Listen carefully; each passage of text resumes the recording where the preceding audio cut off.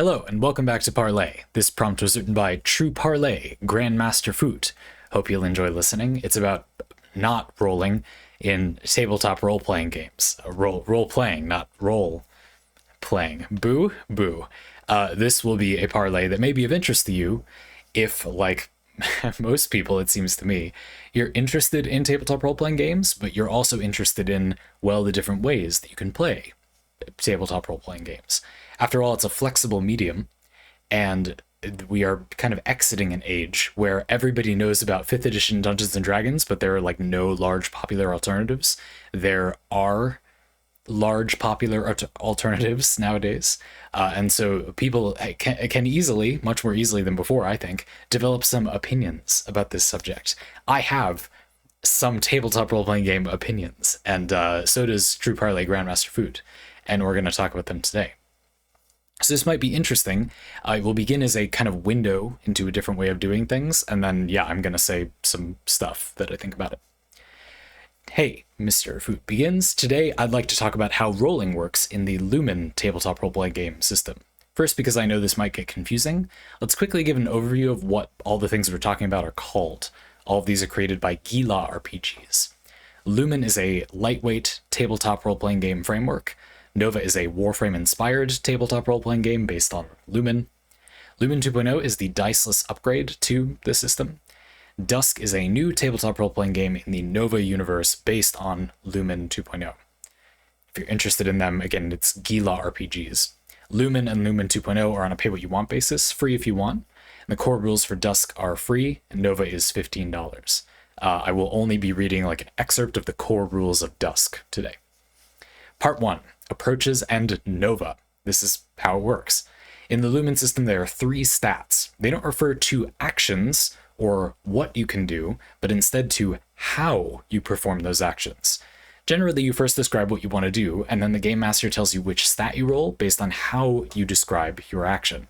The names of these stats vary on the system, but in Nova, they're called Sun, Moon, and Shade. Powerful, flowing, and focused. You roll as many d6s as your stat level, and you keep the highest one. A high roll, like 5 to 6, is a success, a medium roll is a success with a minor consequence, and a low roll carries a major consequence. What do we think of approaches based on approach-based as opposed to ability-based stat systems, and this highest dice from pool rolling system? Okay, let's start with an example, and then we can kind of break down the advantages, disadvantages, what does it matter or do to add a different rolling system to a game.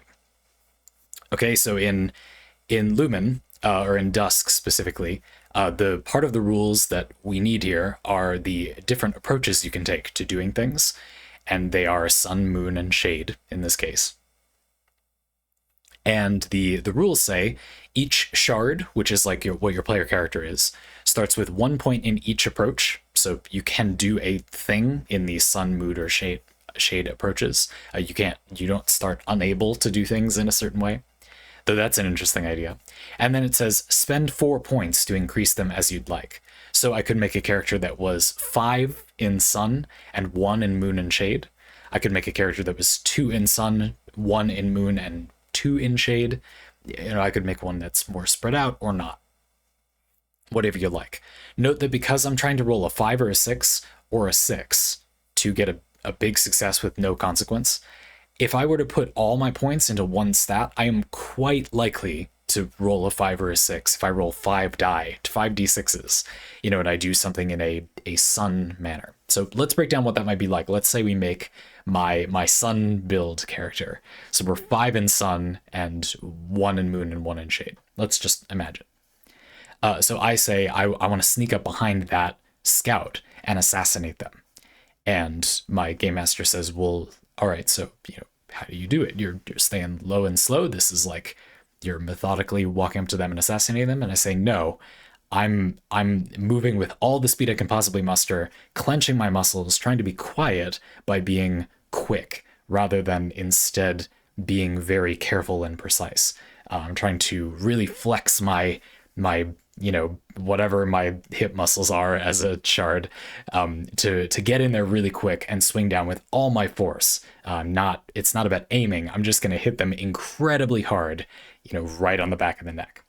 I did say quick in there a little bit, but the idea is that my game master might think, well, you're describing like an assassination, sounds like a moon or a shade action, but the way you're doing it is a very sun type of action. You're trying to just obliterate them with one horrific strike to the back of the head. Okay, so roll, you do it the sun way. I don't know the good verbiage for this, sorry. And then you roll, your 5d6s, and if I get a 5 or a 6, or maybe a 6 if the challenge is deemed to be pretty hard, then I get a success. So there's a little table that suggests ranges depending on how hard you want to make things. So let's say that I had a lot of cover, they're not very far away, and this is a small scout that's only lightly armored. My game master would likely rule that this is easier or a kind of default difficulty action. So I need to get a 5 or a 6 to succeed, no consequences. If I get a 2 to 4 as my highest roll, almost guaranteed when I'm rolling 5d6s, then I succeed, but there's some complication. Maybe I hit them with such force, they sure do die, but it just is loud and it alerts people nearby. Or if my highest roll of 5d6s is a 1, they're all 1s, then I get a major complication. Again, for something that's easy or the default difficulty, that'd be a 1 or 2 for a major complication. It's very unlikely indeed that will happen. If I do things the way my character is designed to, I'm doing a kind of sun action, I am very likely indeed to succeed. Though for harder or very hard challenges, I have to get a 6, not just a 5 or a 6, to succeed with no consequence. So it's still somewhat likely that I won't just ace everything. And if I have to do something in a way that isn't that sort of sun approach that I've built into, I suddenly only have 1 die to do it with. A little bit scary.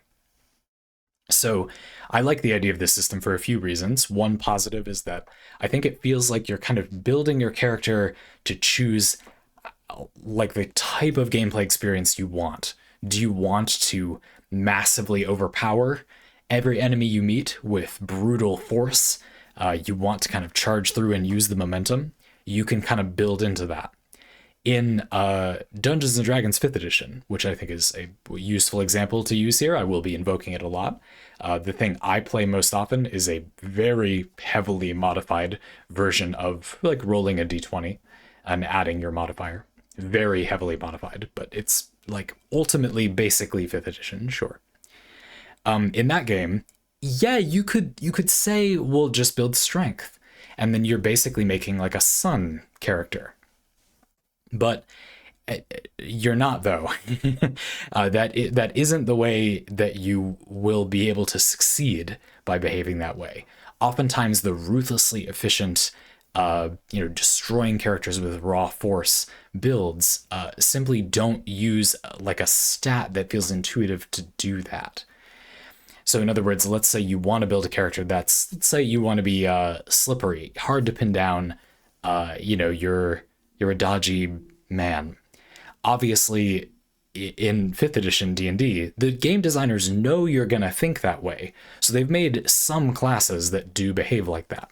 I would say if you pick a rogue or a monk in 5th edition, they, reward you for building a lot of dexterity, which you probably thought was a good way to describe how you wanted to do things, even though that's not how 5th edition really works with stats. Having a lot of dexterity means this is what you can do. You are very dexterous. It doesn't mean that dexterity is now suddenly a valid approach to lots of things that it wasn't before. That isn't how the rules work. You could just ignore all of the rules, but I mean, that's not an argument for this system. It only says that you are very dexterous. You still can't, for example, shove someone in Baldur's Gate 3 using dexterity. In real life, you absolutely can shove someone using high dexterity. It's called Aikido. That yes, you can do that, but that just isn't, the rules are not coded in like that. Now again, because it's a tabletop role-playing game, we're going to come back to this a lot over this parlay. There isn't really a reason you can't just say, but it makes more sense to everyone on Earth that you could shove or trip someone using dexterity. You don't just need strength. Maybe you create some kind of involved homebrew that means that someone who's really, really strong, that does seem like they'd be harder to trip. And so maybe those people can't be tripped. There actually is kind of a system like that where in 5th edition you can use your athletics or acrobatics. Athletics is a strength skill and acrobatics is a dexterity skill. And they normally are 4 different things, but if you get grappled or shoved or whatever, you can oppose that action being done to you. If you don't want that to happen to you, you can oppose it using athletics or acrobatics in a lot of cases. And so it seems simple enough to say, well, allow very strong characters to oppose a dexterity-based shove, basically getting Aikido'd, by using their athletics instead. Makes sense to me. Oftentimes when strength characters shove dexterity characters, we let them use their acrobatics. So it's simple enough. You can do it, but it's not really what the system is designed for. I mean, it begs the question, what is the point of strength and dexterity being like specifically for certain things if the only thing that really makes sense for you to enact the roleplay you have in mind is for us to throw those things out, right?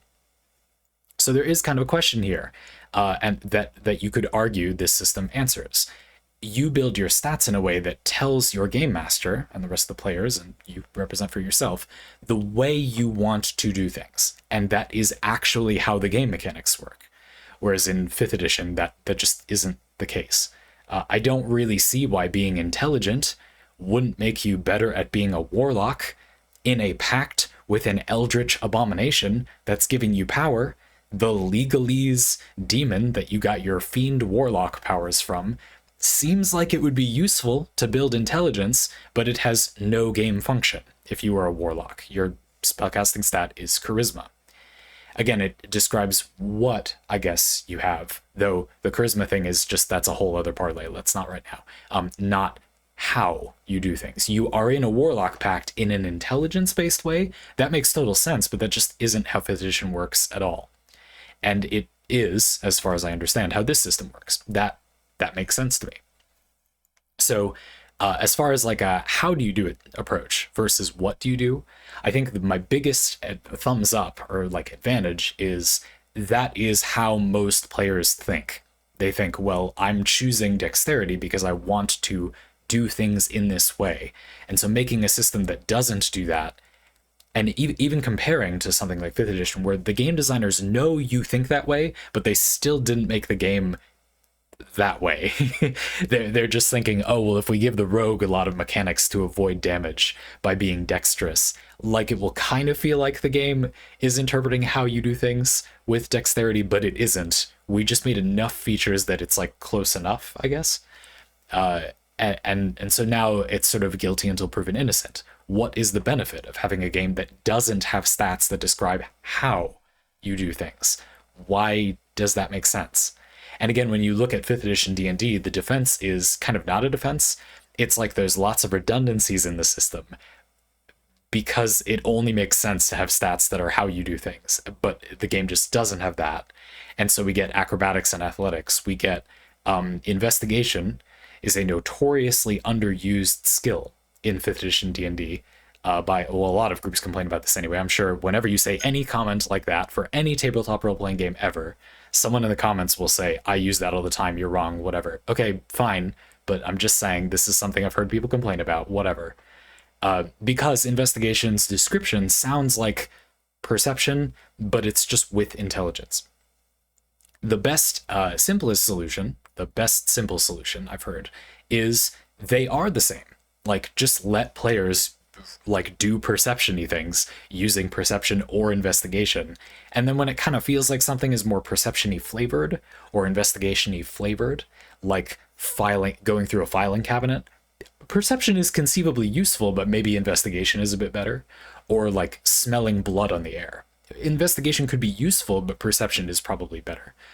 That's an elegant solution I've seen, but it's elegant only from the player's perspective. I mean, from a game design perspective, what the heck is the point of not just having there be one thing that's called perception, or I guess investigation, you know, that says you can use your intelligence or wisdom, or like any mental, it doesn't really make sense why you could use charisma, but you get the point.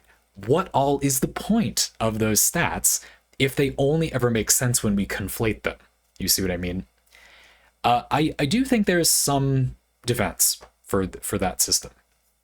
First of all, it creates something where you can't do some things, which is naturally a decent fit for a like modest-sized role-playing group. You have a party of 3, or I'm the game master right now for a party of 3, and my players are almost guaranteed to have different capabilities in terms of the stats they build, in terms of the stats they have to build to play certain characters. My warlock, who may roleplay as an intelligent person, has to build a lot of charisma or their spells won't hit.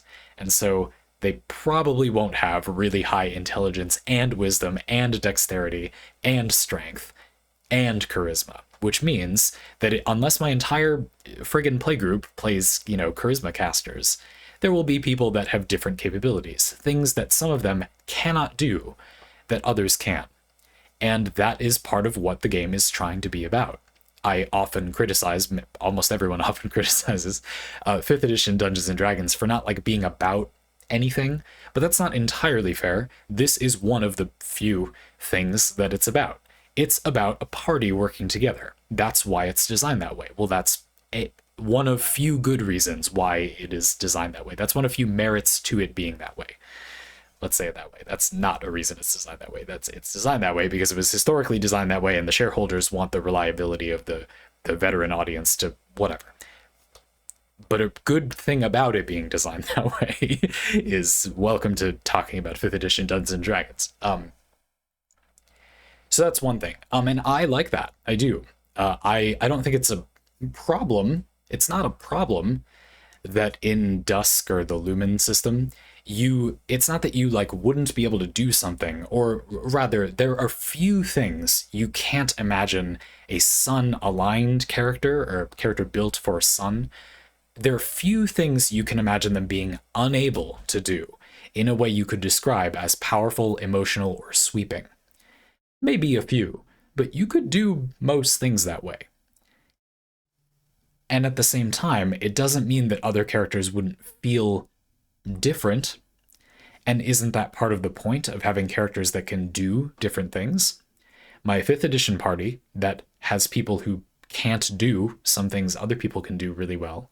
Well, what is the point of that other than to make the characters feel different? And the Lumen system or Dusk does still do that, right? I mean, the point is so that it feels like your character does this differently without robbing them of a capability. Now, I don't think it's so bad to rob the player of a capability, but again, it's a style of play. Like there's not really a flaw with either approach. You could definitely argue that Dusk is much more focused on its approach, and that while 5th edition has an approach which is different and valid, it's not particularly focused on it. Sure, I very strongly think that personally. But I prefer, well, so far, I've only played a few games that are doing something similar to the thing Dusk is doing. I, so far, prefer the thing 5th edition is doing. It's just not doing it that well, which is why I have so much darn homebrew. But go figure, Let's talk a little bit about the rolling a lot of die and then, reading that as a result rather than one roll and then you see what the number is. And I'll tell you briefly about the system that I'm trying out in my 5th edition game, because it's not really 5th edition anymore, but you get the point already. So like before, in Dusk or the Lumen systems, where you roll, we'll get to that in a minute, you roll a bunch of d6s and then you take the highest result. And Mr. Fruit, you said, what are some effects or what do I think of the approach of having a highest die from pool as the system? Well, one thing it reminds me of a little bit is a kind of like tea leaf reading thing, where rather than rolling one big die, and it kind of feels like that just says yes or no to you succeeding or failing. You don't have to play it like that, but it does kind of feel like that, right? It's one die, one roll, you yes or no, did you pass this number? Rolling a bunch of dice, now the rules are designed so that it is the same in a way. You check the highest one and then did you hit this range, yes or no? But there are 3 ranges and there are probably multiple dice. And so there is this element of how did it feel? There's a drama to be extracted from you rolled 5 4s, but no 5s or 6s. So even though you built 5 points in the sun approach, you still didn't do the thing really well. There's a drama to that. There's a narrative feeling to that. Like the game is saying, and maybe your game master will rule, okay, well, that means you get a success with a complication, not a success. But the players feel something from that experience. Rolling 5 4s is different than rolling like a smattering of 1 through 4, right? I mean, it's not in terms of gameplay mechanics, but you have the freedom to treat it as it is, as you're a game master. And even if you don't, the players feel something from that happening. You see what I mean? Very much like how if you roll high on your single d20 and you get close to the number you need, you know, the DC is a 25 and you get a 23. There's drama to that there wouldn't be if you rolled like a 5 instead of rolling a 17 and then adding your bonus or whatever. Sure. And I do think that having a lot of dice, you could imagine interpreting things. Humans love pulling patterns out of lots of numbers like that. Sure, I can get into that. I actually do like the rolling multiples approach. And so something I've been doing more, a couple of things I'm trying in my current campaign, which is kind of here as an experiment. We're kind of doing it. I had my players agree, you know, I am going to get a little frisky with game design. Is that cool? You know, it's going to be that kind of campaign. We're going to do this to get better at the hobby and find what we like more, not to have like the most polished campaign ever. Is that cool? I think that's worth it. Can we do that? They said double thumbs up because my friends are awesome. So there's kind of two big things happening. First of all, dice rolling modifications. So you can roll a d20. The system is still based on that math. But I made two kind of changes. The first one is that in 5th edition Dungeons and Dragons, you generally get your total bonus for something by adding your d20 roll to your proficiency bonus, if applicable. This basically represents training. Have you been taught to do this thing, which magnifies as you level up? So let's say it's an Arcana check, and you studied at an ancient college of wizards, and so you roll a d20. You add your proficiency bonus because you have studied Arcana. You are experienced at this. And let's say that right now that's 2, and you're like level 3 or whatever. It starts at 2.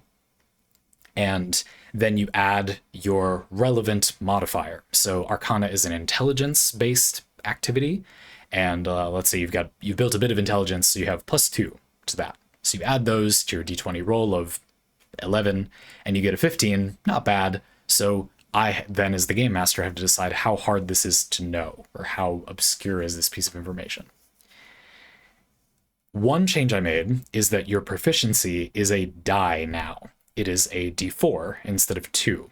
The average of a d4 is a little higher than 2, but it's also more random. And the reason I did that is because I think that the rolling a d20 is already quite variable. And so it's not gonna not be variable. I personally feel like the low proficiency bonus isn't enough to make it not random. Therefore, there isn't really a disadvantage to making you roll a d4. Yes, I made it more random, but the only chance that you get less than a 2 is if you roll a 1. You have a 3 out of 4 chance to get the same or higher than if it was a 2. And if you get a 1, I mean, it was a 2 or a 1. It's not a huge difference. It doesn't change whether the system is reliable or not. It's not when you're at a low level. And at higher levels, it adds variance and the tactile feeling of multiple die, or making it feel different to roll something with proficiency, which I want when your actual stat bonus to a skill and the amount of proficiency bonus you're likely to roll has increased enough that the game actually can be pretty reliable. You can consistently get around a 10 to a check you're good at. And so it's now okay that there's some significant variance. You're rolling like a d8 for proficiency, right? So that's one change. And the other change is that I will let you roll something with 3d6 instead of with a d20. 3d6 averages, or the total results, are about the same as rolling a d20. Your new range is from 3 to 18. You gave up the ability to crit, but in exchange, your median roll, like the average number you are likely to get, is much more likely. you're still middle average likely to get an 11, but your 3d6 roll is far more likely to get specifically an 11. Whereas if you rolled your d20, you have only a 1 in 20 chance to roll an 11. The players may use this to stabilize early game combat at the expense of something like a crit, and there are narrative moments built into my games where you may want to forego that advantage anyway, because there might be you're so unlikely to succeed with the average roll, or you really, really want to crit, or you've done something to make it more likely that you crit, or whatever. You can use both systems. And I like how that feels. It looks like you're trying to stabilize things when you roll 3d6. You've got a whole bunch of results. It feels safer to us so far anyway. Does that make sense? I know that's sort of weird, but that's how it feels. And so I like very much indeed the idea of rolling a lot of dice and having that kind of represent something about what's going on. In Dusk, I would imagine, it feels like when you roll a lot of dice, it represents that you're heavy in that way of doing things. You're confident in that approach, whereas you're sort of uncomfortable, I guess, with taking maybe a more silent approach if you're not a moon aligned, or a shade, I guess, aligned character. Maybe when you need to do that, rolling less d6s feels less safe, right? I can imagine that could work very well. It's a similar idea. So pretty cool. I don't think you particularly need to roll this way to do that, but I do like that as your bonus increases with this pool and you take the highest system, another advantage is that increasing your stat makes you more reliable rather than so much that you get a total higher number. Now, personally, I actually think this is a little bit less flexible in the end. The system of rolling your d6s and then you take the highest makes it feel like if you have a lot of d6s, you have a lot in that stat, well, you became very reliable at that. You didn't become impossibly skilled at it. The number didn't go up. You just made it more likely you roll the good number. In your, d20 or my weird d20 with a bunch of other dice rolling variations thing that I have, yes, it's very messy. I'm aware of that. It's a topic for another time.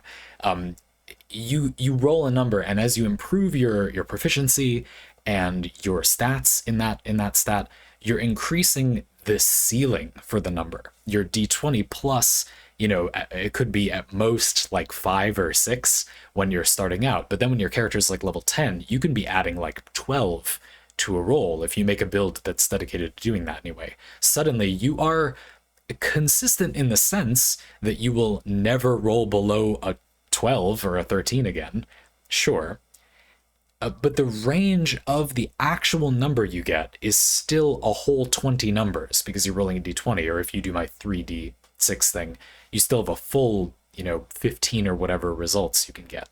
The range of the exact number that you get remains large forever. In fact, because of my proficiency dice system, it actually gets larger over time. But I don't see this as a negative. To me, it feels like when a very skilled and consistent person does something beneath them. And while there isn't any way to succeed more, if the lock requires a 20 to pick and you roll a 36, you don't disintegrate the lock with your mind. You know what I mean? Like you pick it very skillfully. Again, I think that seeing the 36 has a narrative impact for the players, and it can be a good role-playing prompt. It can feel like you are in the flow.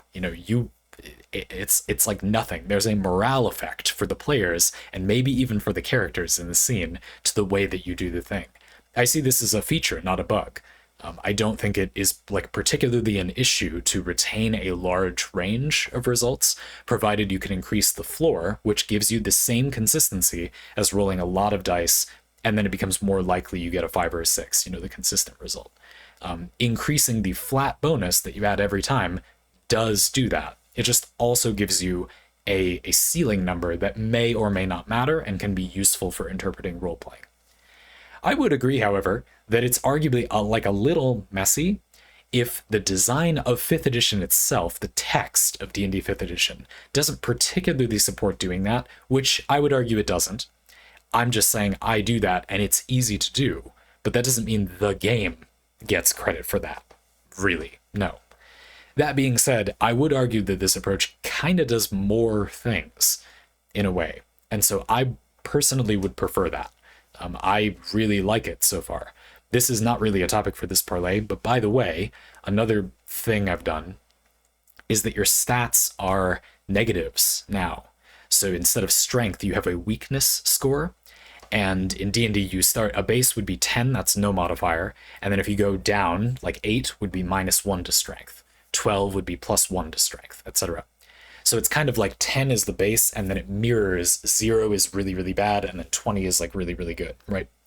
So I kind of flipped it. The stat is a negative quality, but when you increase it, you reduce the negative quality. So rather than your strength going from 10 to 12, which gives you a +1 modifier, your weakness goes from 10 to 8, which gives you a +1 modifier. Now, your stat is the difficulty class to do an action. So instead of me saying, you want to break down that door, you're going to kick down that door, roll me an athletics check, or, roll strength related thing, I can say, roll athletics. And what you do is roll a d20 or 3d6, roll your proficiency die, add your athletics bonus. If you have a proficiency in athletics, you add that. And then you've already added the athletics bonus because that's your strength stat, your weakness score, which is what you need to roll above to pass the check. All you have to do is see if you have proficiency in athletics. If you do, add the proficiency die, and then pick your d20 or your 3d6, roll, and if that is above your weakness, you do it. Done. Of course, I can always increase the difficulty myself by rolling my own proficiency dice, which is a lot of fun as well. When something is no longer mundane, basically anything a normal human basically just wouldn't be able to do without being a trained adventurer or a professional or magic or something, you get impact from that. No longer is it enough to just roll above your flaw, because you have this is more difficult than that. You've passed that level of difficulty. Now, sort of the cosmos get their own roll to oppose you, and I roll my own proficiency dice as the game master, which increases the difficulty class. So you need to pull open a vault door because the people inside are burning to death in some horrific punishment. You have to roll above your weakness, adding your athletics proficiency if you have it. But this is truly quite challenging. These players are level 8 or something. So my player rolls their d20 because they want to go for that high roll. This seems pretty difficult to do, so they go for the d20, and they roll a d8, their current proficiency die. And I, as the game master, roll a d6 to oppose them, which adds to their weakness.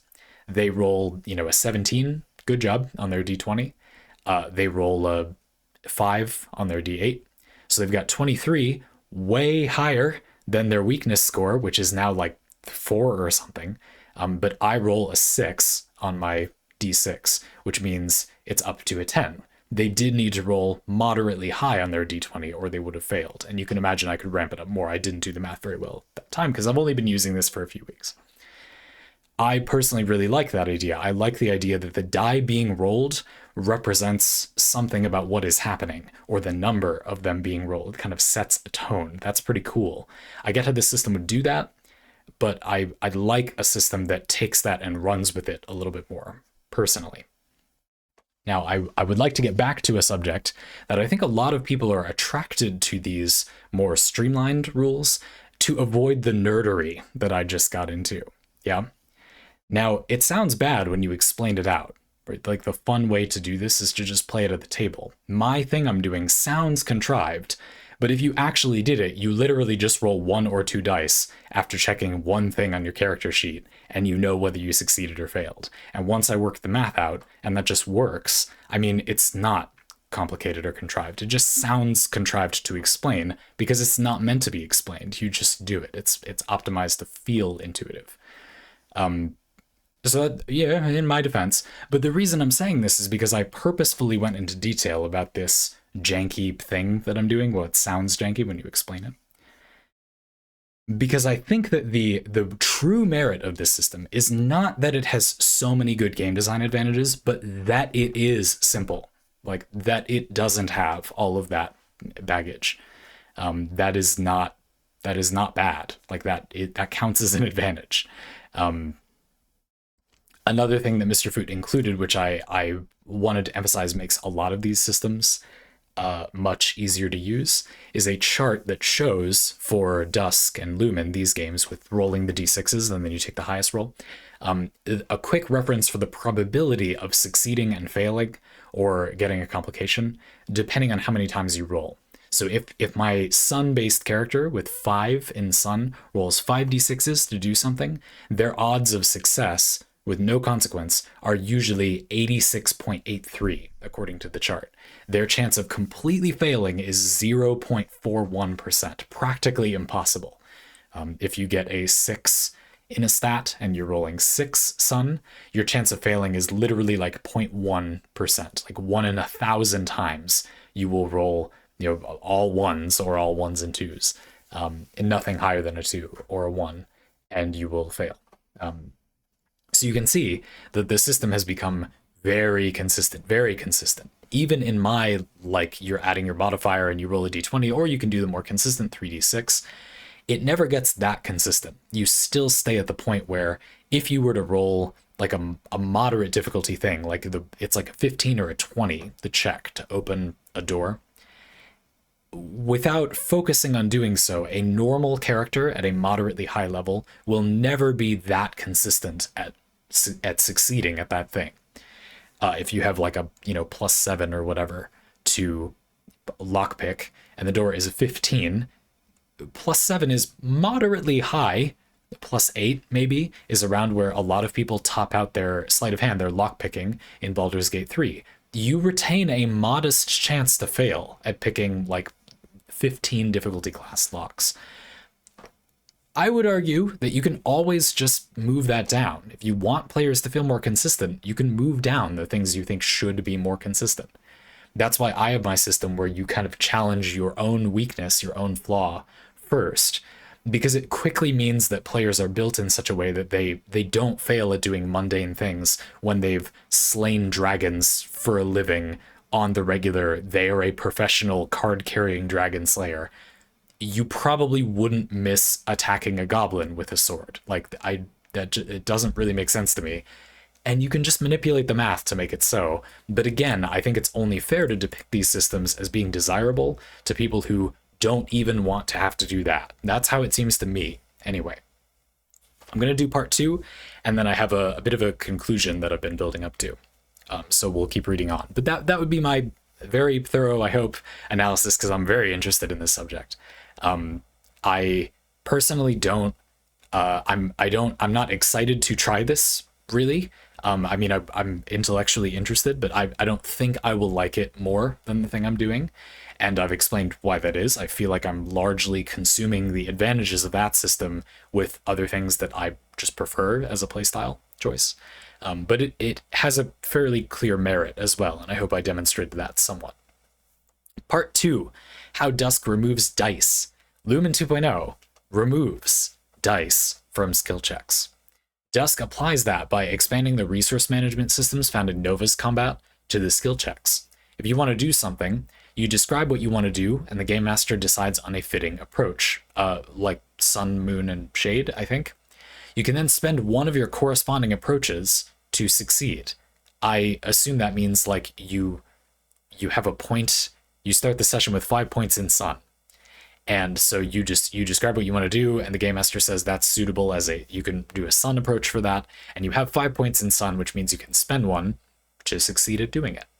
Alternatively, Mr. Fruit continues, you can spend a mismatched approach, Moon instead, to succeed with a minor complication. If you can't or don't want to spend an approach, you will suffer a major complication. Both Nova and Dusk are heavily session-based games, where you regain all resources between sessions. So I think the idea here is that, I hope this is not wrong, but you could do it this way, so it's fine, I guess, that you restore your 5 points of Sun at the beginning of the session. And speccing a lot into Sun now means you want to be able to do more actions that would warrant a Sun approach during the session, not you want to be more consistent at actions, which would involve taking a Sun approach throughout the session. Does that make sense? Anyway, Mr. Fruit concludes, what do you see as the advantages of the D6 pool versus the diceless approach? Where do you see the advantages and problems of complications versus failures on failed approaches? The complications and failures thing, I'm not sure. I just have so, I guess, little experience using that as a rule rather than just something I do. I'm not sure I'm going to have too much good to say about that, but I'll try. I'm going to focus on the D6 pool versus diceless thing first. So I was saying before, I think that the difference is that you're letting the player say how they want to be good at doing things with the dice approach. You spec into Sun and you're saying, I, the player, want to be good at doing things that involve taking a Sun approach. With the resource system, you put 5 points in Sun, and that means you can succeed at doing a Sun thing 5 times. The player is saying, it's not so much I want to be good at doing things that way, I want to do things that way a lot. You see what I mean? To me, that sounds a little bit more like going back to the what your attributes do rather than how you do the thing. You see what I mean? Like if you have a lot of dexterity, you're saying, I want to be able to do, I want to do dexterity things a lot, pass them. Same thing with this diceless system for Lumen 2.0. You want to succeed at, Sun-based actions a lot of times. You want to do a lot of them. And you will succeed at them because that's what speccing a lot into Sun means now. I prefer then the approach of having a lot of dice where you're saying, I want to be good at this, but I'm not just saying when there are things that are this attribute, I simply succeed at them. That is the thing that I'm able to do. I feel like that makes it more like saying, Game Master, we are going to have a lot of this in the game, because if we don't, I can't do it. You know what I mean? Whereas you're saying, well, I want to feel more like a character that's good at things that are this approach. And I do that by speccing into a stat that makes me roll more consistently when I do things that are that stat. The kind of approach point system to me sounds a little bit unappealing in that it just seems like you're saying, I want more events that are this, because if there aren't, then I simply can't do the thing in them. Now, don't get me wrong, that might sound like I'm saying I'm a novice role-playing player that doesn't understand how fun it can be for things not to go well. I do not think that. I am not that. I'm just saying personally that I felt like the dice system, the take the highest one system, was kind of accomplishing something that felt quite different, to me anyway, from the D&D stats system. This is what you can do, not how you are good at doing it or how you tend to do it. And having the diceless approach where you spend those approaches doesn't feel that same way to me. But I haven't played it. I haven't played something like that. So I don't know. I don't want people to be dissuaded from doing this. I think the best thing we can say in this parlay is it's certainly not hard to read all the rules for these games. So if you are interested in them but you're not sure, don't take me having a somewhat lukewarm impression as being a reason not to try them. Take that as a reason to try them because they're so lightweight and you can just do it. There's really no, I don't think it's a very long-term cost to know more involved rules. And you don't need to know very involved rules to use the good part, in my opinion, of 5th edition's rules, but it's certainly more than this. So why not give it a try? I do want to say before we move on though, kind of my conclusion or thesis for this parlay. Well, I wrote it and then I wanted to see if I still felt like that. And it's this. It's that I don't really understand what the point of these games is, though. Here's what I mean. As I tried to demonstrate during this parlay, I'm a player who does use the bones of a much more rulesy system, though I've thrown out a lot of the rules because they don't make sense or lead to more fun, in my opinion, and kind of modified some of them to have a different feel. I did a game design to them, but ultimately they are based on, some rules that are much more grounded. They're not as up for interpretation, I guess. And they might seem a little bit crunchy, though they are very streamlined when we use them at the table. What I don't understand is who it feels like these more open-ended games that are lighter on that type of structure. I don't really understand who they function for. They seem like a solution to a problem that you can't have. And the reason is I'm imagining sort of two play groups. One, which gets caught up on all these little rules things, and it's really not helping them have more fun. Well, you can handwave those moments of incongruity. You can just tell a story together. As the rules in Dusk say, play can be a conversation between the players and the game master in all of these games, and you just use the rules when you would like something to kind of hold on to during that process. You can do that with all these games. It doesn't mean it's good that they have all those rules if they're not useful. I'm just saying it's something you could do.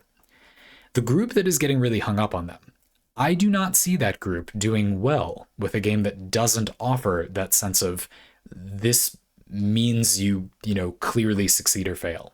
Making that more fuzzy, more open to interpretation doesn't, to me, seem like it would make those players succeed more, have more fun. I think they would fail at playing that kind of game, playing a game like Dusk.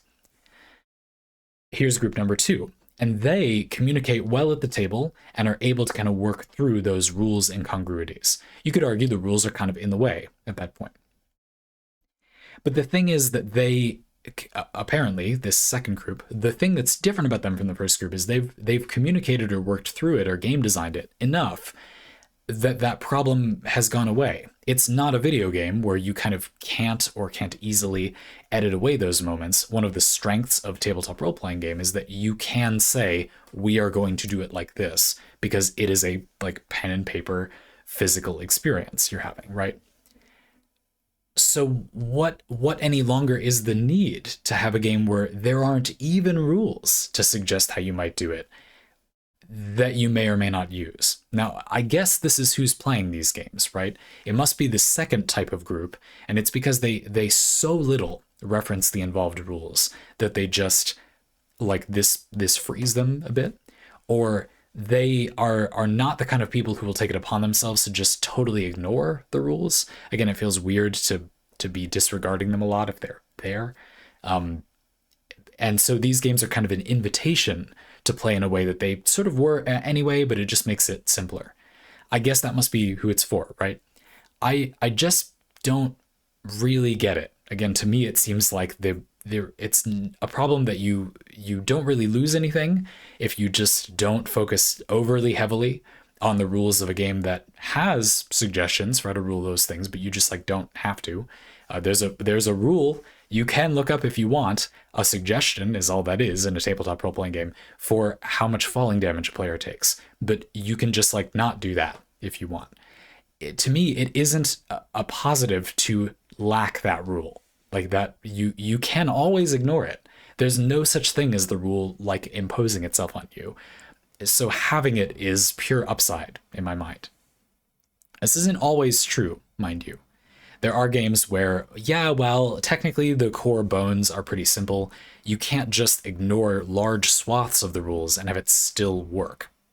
For example, in 5th edition, D&D 5th edition, one annoyance of mine is that the developers change their minds a lot of times about how things scale. There are things in 5th edition that scale with your proficiency bonus, with your total character level, irrespective of what classes that's in, your total caster level, your total level depending on the type of spellcaster you are, your total martial level, your single class martial level, even if another martial class would kind of build toward the same feature. I'm talking about extra attack if you play 5th edition. Why though? But why? That doesn't really make sense. Again, I am very tempted to argue that it's really not that difficult to just remove those things. Like to just say when the game has you scale and it wants you to scale kind of outside of that specific class, anytime it says to do it a way, we always do it this one way. Like you as the player, as the game master, I guess, you can decide on a good way to do it. Like make a decision about how the game design will do that thing. And then you can just say anytime that comes up, that's how that works. And not just say it, but have your own copy of your game systems and edit that anytime it comes up. After one campaign, you'll never see it ever again and it's gone. I understand that feels kind of like do-it-yourselfy, but if having the rulings there does anything, I feel like it's just not that hard to make them work for you, I guess. By contrast, this system feels to me like it has crossed the line to not feeling. I was having trouble wording this, so I'm trying to find how I wrote it in my notes.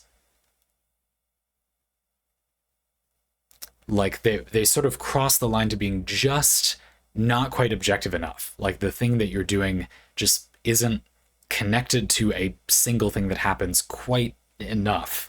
There's a sort of and here's where I'm skeptical and interested how I would like these games. To me, there's a concern about what I think of as a kind of guarantee of value for the player. When I build this stat, how do I know that I'm going to get like what I wanted out of this stat? Well, good communication with your game master, sure. But I guess the thing is that if Dusk's rules are giving you such reliable value for like the approach you build into, maybe playing that I would feel like, oh, it's fine. You know, the player can clearly communicate, I want this, and then I build that, and then I get the experience I'm looking for. I was saying at the beginning of the parlay that I thought this was a game that theoretically let you communicate what you wanted as a player in a more accurate way. Maybe this would remove that concern of mine. But I guess it just feels to me like having some system that has enough framework, enough of a game, rather than being only a conversation, that I feel like I can do stuff to the game, as opposed to there really is no game. The game design, no offense, I'm just saying I do think there's a meaningful difference with Dusk. It's not a derogatory thing. I just think it's meaningful to say there's something lighter about this. That's not just a matter of degree.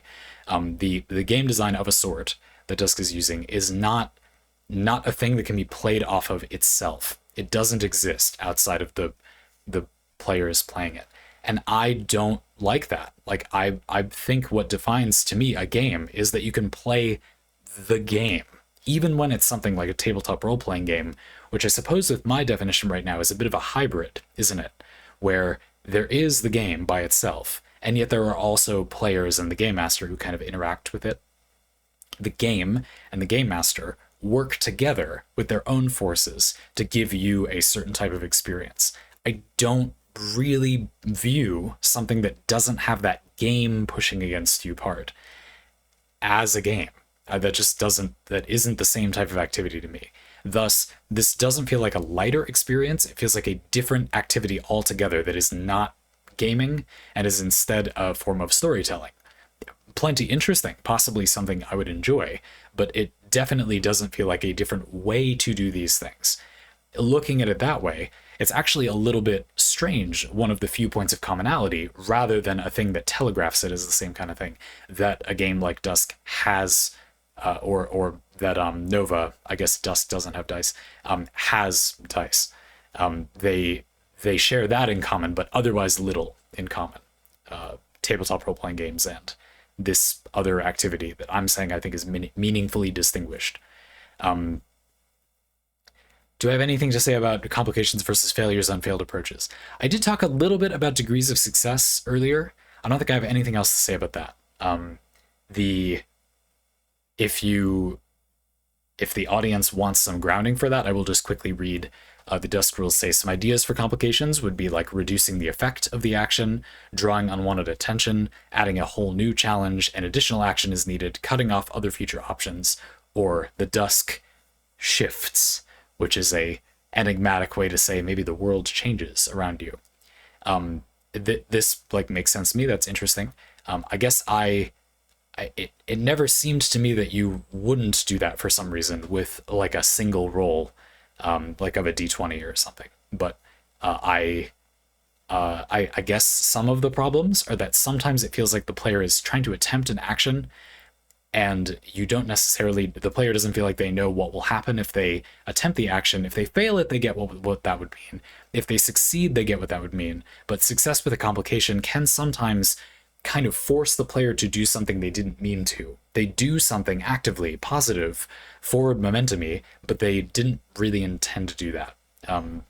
That is a problem I've had before when working with a D20 rolling system.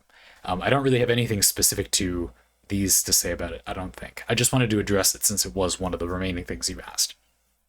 I presented, I hope, a pretty skeptical but still reasoned take on why I've always been very confused about these games, and thus why it was really interesting for me to break down.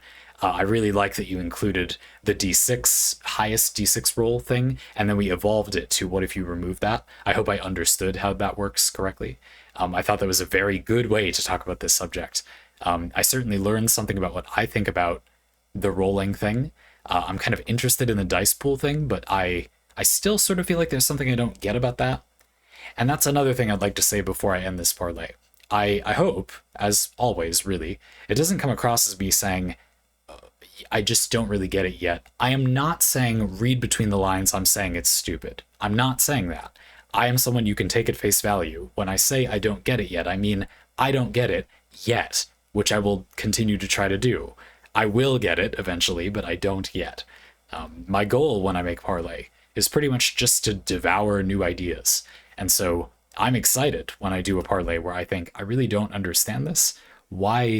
What's good about this? Help me, give me a chance to chew on that a little bit. And that is what I got from this parlay. So I'm delighted personally. I hope it doesn't come across as anything else.